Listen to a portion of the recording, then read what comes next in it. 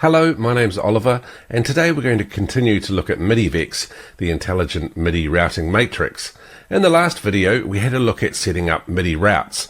We configured our MIDI devices, and we could add routes to the matrix here that you can see on the page. Today we're going to look at patch management, which is sending program changes down to all of our synths and receiving them too, and setting those up as presets that we can instantly change between to update all of our synths.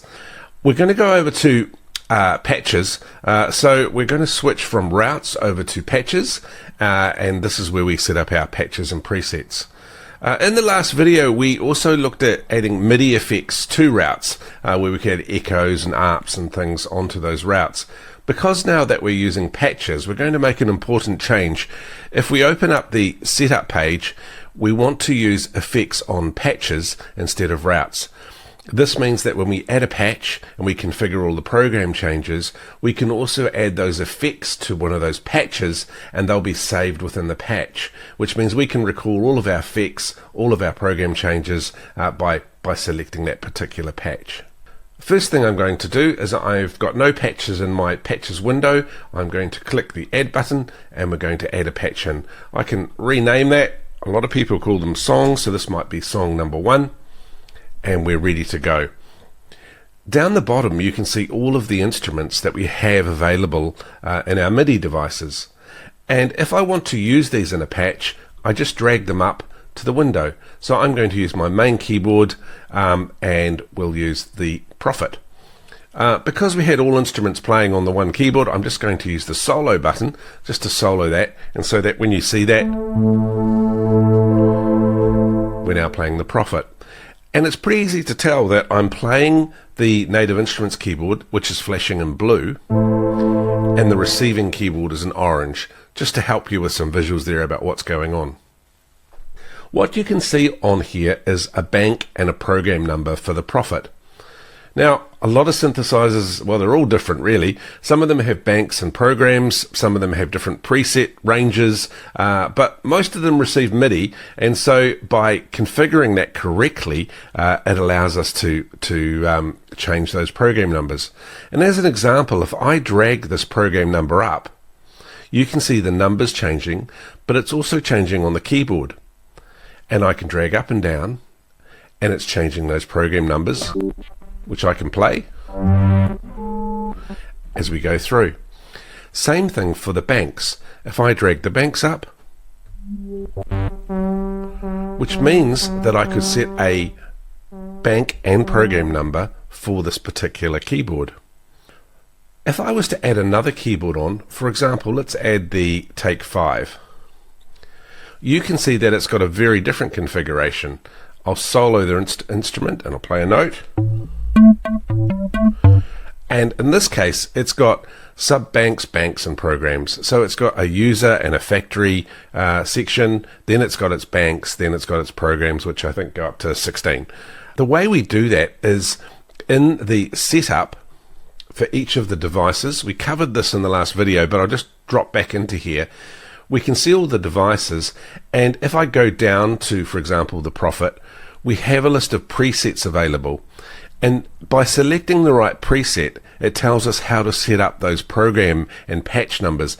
Now, this is a growing list. We're adding lots more regularly, and if you need a hand, we're happy to add them. And there's also a custom option at the top there where you can configure your own.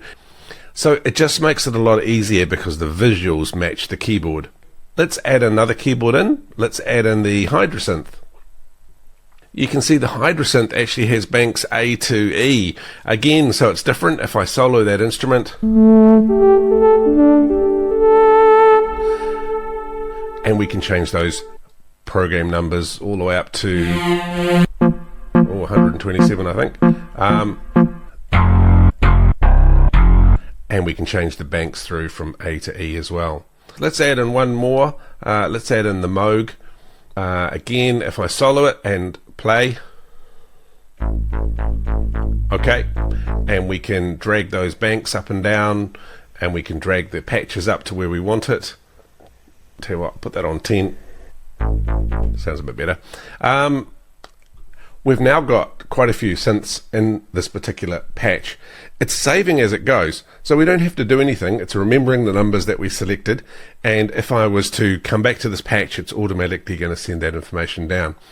You can see that because it's got auto send up here, which means whenever we load a patch, it will send it down. Some people want that off, and then they can just use the send all button when they want to send that information down to the keyboard. Where it gets interesting is if we use this listen all button. So if I enable listen all, now Midivex is actually listening to the synths. And so that as I change the preset numbers on the physical keyboards, it's going to update the screens here. So the Prophet's in front of me at the moment. So if I change the bank number here, and then change the tens, and I change the preset, it's updating on the screen as we go.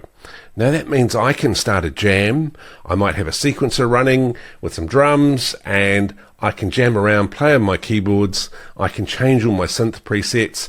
I think you probably know what it's like. It's really hard to remember all of those. And Midivex is listening out for those and remembering those, so that whenever you come back to this particular patch, it's sending all that information straight back down to the keyboards, and you can carry on with your jam or remember those cool sounds that you had. Of course, you can add effects on there as well, and we'll cover that in the next video and show how that all comes together. But we also have a local control here.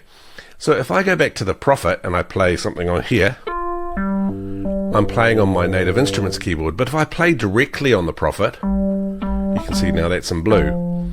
But I can turn the local control of this keyboard off, which means it no longer plays. I can still play it through the keyboard, but I can't play it on the local keyboard, which means I can add effects and I don't get loopbacks and all of that kind of thing that MIDI can do. Local controls are also saved in the patches.